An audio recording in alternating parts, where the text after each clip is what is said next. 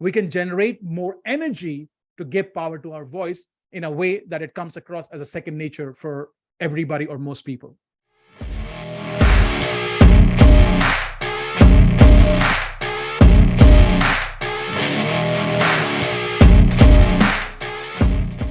What is you think, personally right now is your biggest challenge when it comes to public speaking? And if you can share it in 1 or 2 words, it will be great. Maximum 5 words.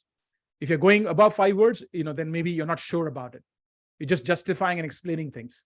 So just in maximum 5 to 6 words, tell me what is that you think, is the challenge on your way to become a great public speaker.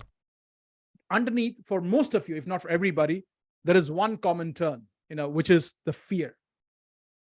And as per research, public speaking is a bigger fear than dying for 95% of the world population. So if you have a fear, obviously, opportunity, clarity of thoughts, I'll forget, all that comes into the category of fear. It is absolutely normal and natural for a human being to have fear on public speaking. They say public speaking is a bigger fear than dying. Are you serious? Yes. They did a research and they saw, people who have to read out a speech, which is eulogy. When somebody dies, a close person, one of the person is chosen to read a speech, about the person who's dead.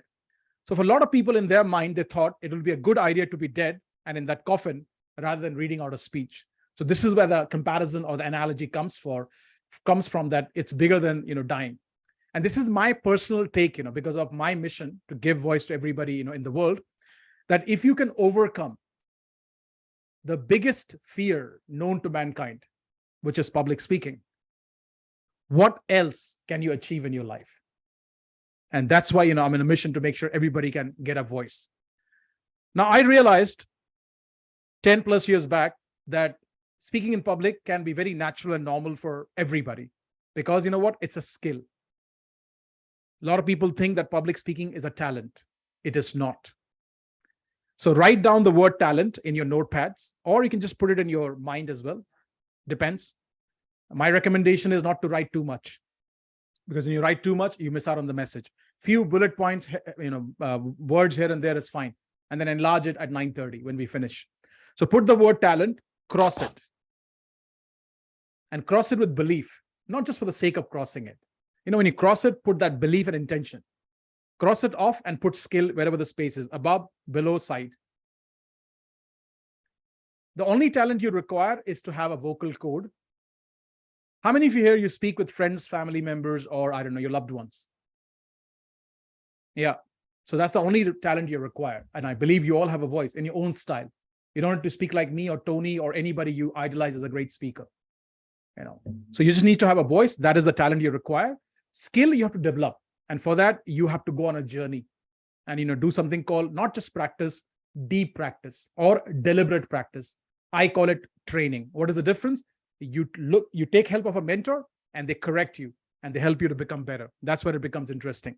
I've done a lot of trainings on public speaking because I had a lot of fear and I had to get through it, and that cannot be done on my own. And I realized it. And when I realized it, I took a lot of teachers on board. So this one particular mentor, I was learning with 12 plus years back, in a group of 30 people, doing some intense training with him. He would come to us, and he will say, think out of the box. How many of you have heard this statement, think out of the box? It's a completely BS statement. If you don't understand BS, it means bullshit statement. It actually, disempowers you rather than empowering you. And why do I say this? I'll explain to you in the next 15 minutes. Just stay present with me for the next 15 minutes. Every time he said that to us, we did a few things differently, and it helped in the moment. It was a temporary fix. But permanently, the problem would stay, Like every time I would go up on stage in front of my mentor and other, fellow learners, I would have this heartbeat, at a very high rate. Sometimes it felt my heart will pop out of my body. Anybody here, you felt something like that when you think about public speaking? Thank you for being honest. I'm one of those people, 13 years back, 12 years back, when I would go up on stage, my heartbeat would go at a very high rate. I'll forget what I have to say and I'll blammer, on stage. So he would come and say that think out of the box and do things differently. It worked, but there was not a permanent solution. And I was constantly, asking my brain that there must be a solution to this. what can be done differently that I don't have this much of anxiety, this much of nervousness when I'm going up on stage. And I realized something very interesting. Sitting in a restaurant in London, I had a big light bulb moment. And I realized, that every human being, we have been blessed with a powerhouse. And when we become much more aware of this powerhouse, which makes us become a better manager of this powerhouse, we can generate more energy to give power to our voice in a way that it comes across as a second nature for everybody or most people. And if you're still wondering, what that powerhouse I'm talking about, I'll explain it to you. Some of you probably have figured it out. Everybody raise your 2 fingers for me.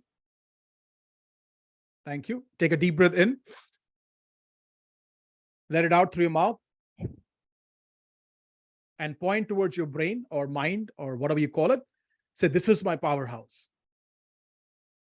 Thank you. And a double high five to everybody saying, yes, that's your powerhouse, my friend.